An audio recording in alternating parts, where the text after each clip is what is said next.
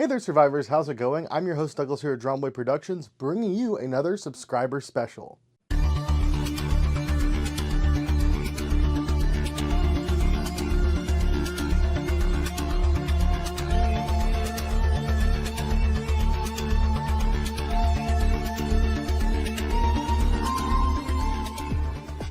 If you're watching this, it means we finally made it to 20,000 subscribers, which is pretty awesome.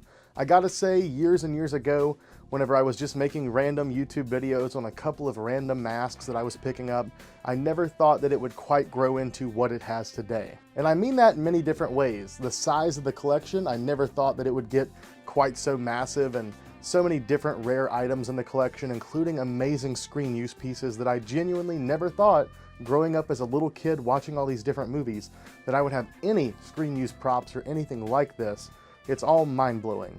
And even beyond that, the amount of people that I've been able to reach out to, friends that I've made, people I've gotten to know, certain opportunities that I certainly never would have gotten if it wasn't for this channel. Since around 2015, I've been making videos on masks, collecting journeys, some weird odds and ends videos in between, and throughout that time, the video, audio, and even the editing hasn't always been the best, but I've always tried my best to put out the best videos for you all to enjoy. And I just want to say thank you to all of you who have been subscribed over the years.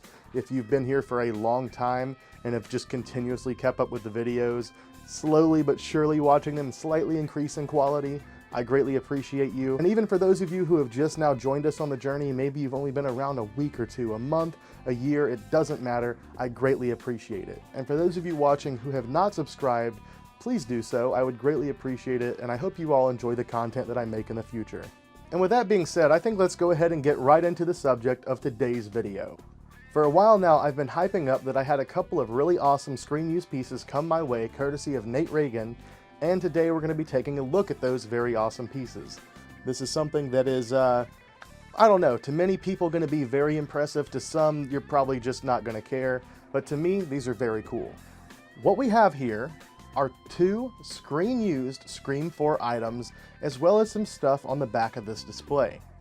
So the mask itself was supposed to be one of the confirmed used in the Stab-a-thon masks. This would have been one of the ones that somebody in the party would have probably just sitting on top of their head. As far as it being screen matched, obviously you can't screen match any of the masks in that Stab-a-thon scene. And this came directly from somebody who worked on set. It actually came from a couple of very, very valid sources, and I'll get into that a little bit later. Now, as for the knife, this is personally my favorite out of the two items, because this is a screen-used Ghostface stunt knife. Now, in Scream 4, they had several different types of knives. They had full, like, metal hero knives. Of course, they wouldn't have been sharp.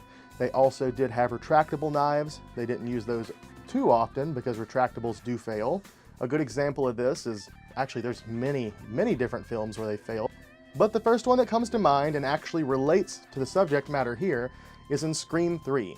The ice pick that Sidney stabs Roman with was supposed to be a retractable, and it failed to retract. This has happened on many horror productions. This results in the actors getting harmed, and also retractables are incredibly expensive to make, and they break very easily. So, more often than not, especially these days, they would use just a handle version of said weapon if they need to stab someone. Then they would just go in and digitally add the blade. That's what this is. So, what you have here is a VFX stunt knife handle, and this one actually did have dual purposes. Beyond being used for just the digital effects versions of the stabs, they also used it for the blood rig knife. So, for the digital side of things, if they needed to stab an actor or actress, they would just run up and basically hit them with the handle.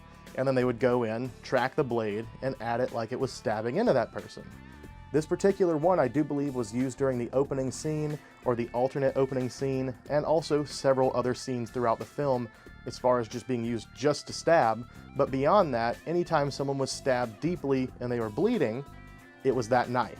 So it would have had a hose hooked up to it, and they would have had the blood effects coming directly out of the knife to make it look like that person had been stabbed. Now the display case as well was made by the person I got this from, and on the back there's a little bit more info. I'll go ahead and lay this down and pull out the COA and talk about that and show you guys that just a little bit. So what we have here is one of the most unique unreplicatable COAs I've ever seen. Often they just look like a printed online high school diploma or something like that. This one has like aged paper, a wax seal, and several like stamps in the paper itself. So it's impossible to replicate this exactly how it is. It says, Gary J. Tunnicliffe, to whom it may concern, this is to certify the following. The 2 pieces inside this shadow box frame came into my possession during my time working on the film Scream 4. As makeup effects designer for legendary director Wes Craven, the Ghostface mask was used during the Stabathon sequences and used as a background mask / prop. The knife handle was used to create the special blood effects rig and used in some of the kills where the knife blade was generated digitally and we would run a tube from underneath the guard to pump blood. I almost said blade, but there is no blade on it. And then of course it has his signature, 2 Hours in the Dark incorporated. Now, for some of you horror fans who really know your stuff, Gary Tunnicliffe's name is well known. He has worked on a plethora of amazing horror films, including but not limited to Halloween Resurrection, Halloween the Curse of Michael Myers, several different Hellraiser films. He worked on Scream 4, Scream the TV series, Wishmaster, I believe. He worked on, oh my goodness, there's so many. You know what, maybe I'll just put some screenshots up of his IMDb because he has a very long history in the industry. Now, as for how this came into my possession, Gary has had this since his time working on Scream 4. Years and years ago, this was offered to Nate Reagan, but Nate passed on it. Recently, I'm presuming due to the strikes, this was offered to Skip Crank to find someone to sell it for him, because Skip of course has sold many of his different Scream props over the years.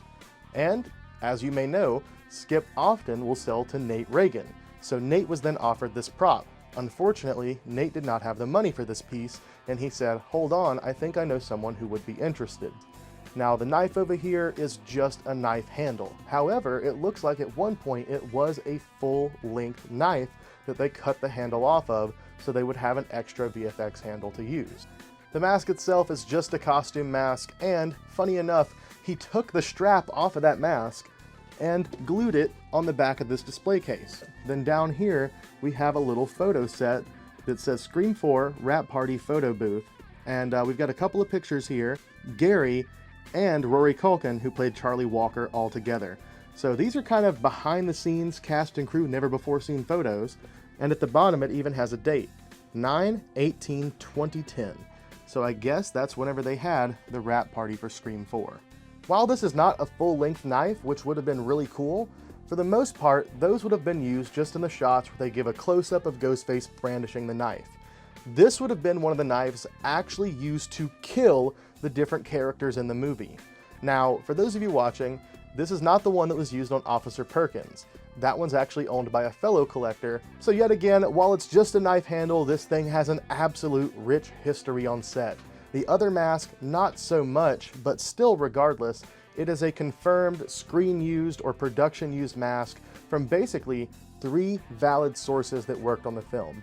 Nate worked on the film to a degree, Skip worked on 1, 2, 3, and 4, and Gary worked on Scream 4 and technically the TV show as well. So plenty of solid provenance, very cool COA, a pretty nice display case that may get customized a little bit, and yeah, I couldn't be any happier.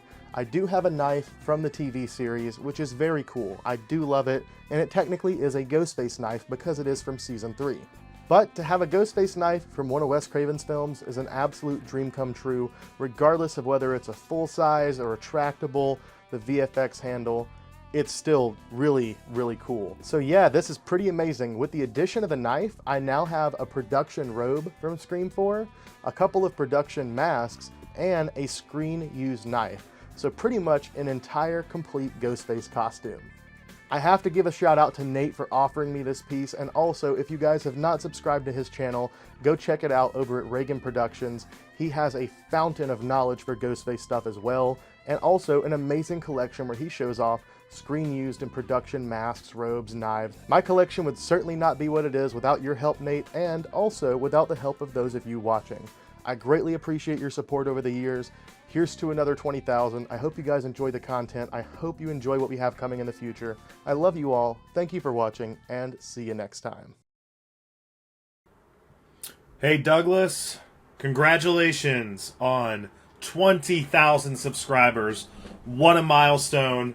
Very, very, very well deserved. And yes, congratulations on your new acquirement, the Scream 4 VFX handle. I was offered this directly from Gary, but I decided to pass because, as you know, I've got my own, and I figured, why not share? Douglas, your collection's amazing.